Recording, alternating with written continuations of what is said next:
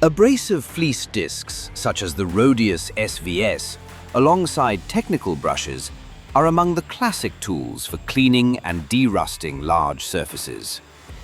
Here, we are removing rust from a steel girder covering an area of 12.5 by 150 centimeters. The ideal number of revolutions is between 3,000 and 7,000 per minute. Higher numbers of revolutions cause the non-woven fabric to melt, therefore, only ever use them on adjustable angle grinders. If you bear this in mind, the SVS allows you to clean and perform de-rusting quickly whilst being extremely gentle on the material.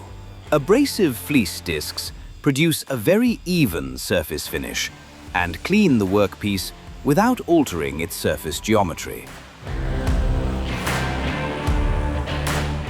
As well as rust, it can also be used to remove paint, GFK, or body filler. The open structure prevents clogging of the disc. All of this works not only on stainless steel and steel, but also on cast steel, aluminium, and other non-ferrous metals. It took us just 1 minute and 27 seconds to remove the rust from the surface. Thanks for liking and sharing. Subscribe to our channel now so you don't miss any new videos.